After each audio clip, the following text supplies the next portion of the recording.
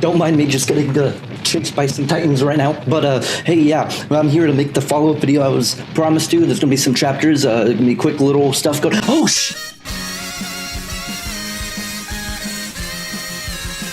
For some reason, I'm inside this titan's mouth and it didn't swallow me, so maybe this is a sign to tell you to like, subscribe, and share this video out if you like.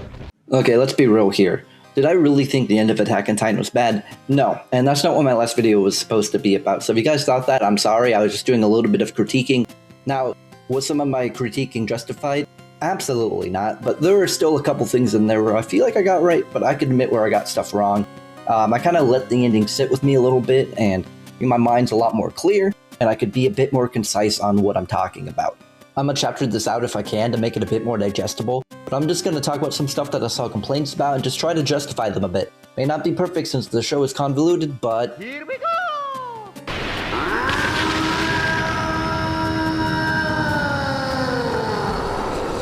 So one big thing that manga readers hated about the ending is when Armin told Eren thanks for being a mass murderer, but that line was clearly misinterpreted and worded pretty badly, so they changed that in the anime.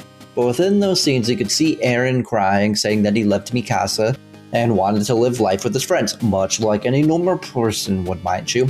All of these memories are flooding back into Armin and friends when Eren is already dead. So it just kind of shows that Eren never changed, or perspective of Eren changed.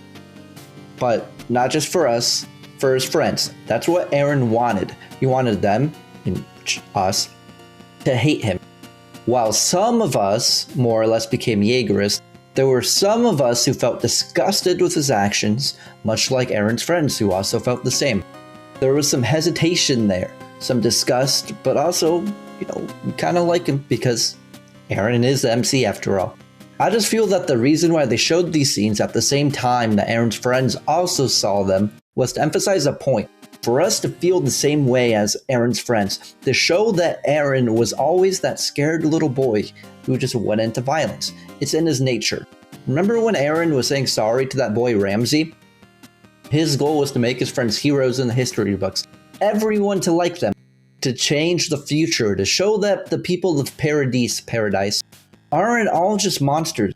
In a way, Eren just tried to unify the world, and the only way he saw fit, he may not have wanted to do it, but he became the big bad. The villain. Was it right? Well, that's really up for you to decide. That's the beautiful thing about Attack on Titan, is everything is up for, well, interpretation. While I may think of it one way, you may think about it in another way. Okay, Eren has the memories of the past and the future.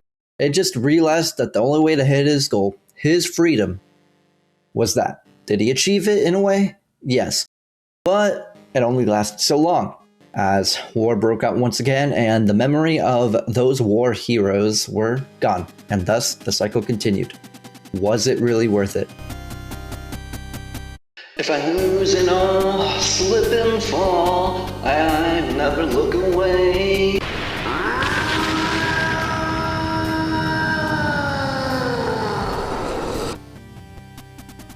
So I got the foreshadowing because of his name, as Falco from Star Fox, well, is a bird. And in Smash Brothers he says, "Personally, I prefer the air." But the fact that the beast spinal fluid that Falco had gave him that power, I still feel is kind of like a MacGuffin. It's not really too big of an issue, I just really wanted to mention it. And I'm not gonna lie, it was mainly just for that meme. But for plot convenience, I get it, so I'm gonna just let that be.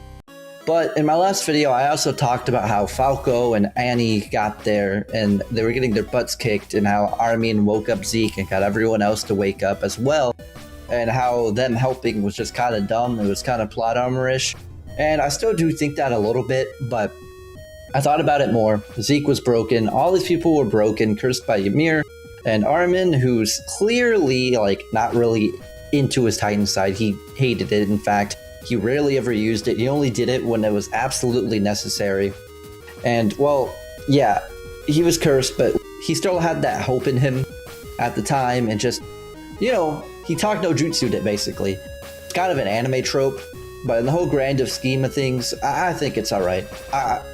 Isayama, I can't pronounce his name, I'm sorry. I see you.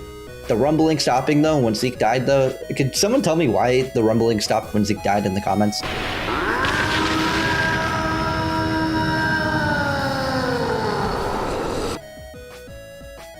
So I mentioned in my last video, why did Eren choose his mother to get eaten by that Titan instead of anyone else, or sending the Titan away, since Eren stated that he chose his mom over Berthold? Well, I looked more into this, and from what I gathered, yes, Eren can control the past a little bit, but there are absolute points, shout out Doctor Strange What If, canon events, shout out Spider-Man.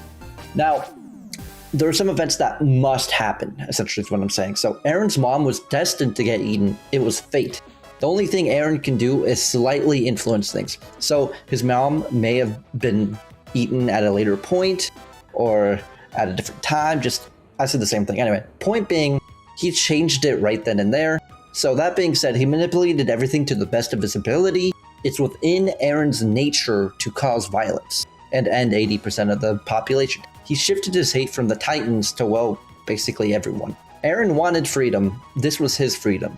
Do you think he achieved that? You can see his death as freedom.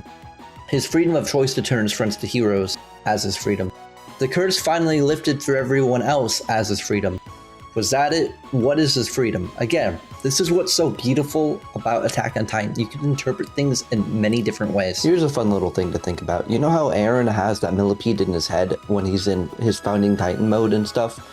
Well, when he's all skeletonified, you notice his arms are up like that, which you could kind of just justify in your head that, oh, he's a puppet. Eren is a puppet to that thing. And you could kind of see that as well, because on Eren's spine when he's in that mode is all the spinies and stuff look like what the millipede kind of does. This is just a small little thing, a little symbolism, I guess, that's kind of in the show, and you could either justify that in your head or just be like, nah, just a coincidence. It's really up for you to decide.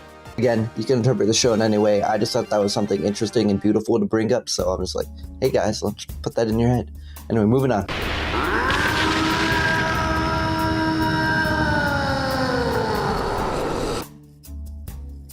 So Attack on Titan's ending, it was controversial.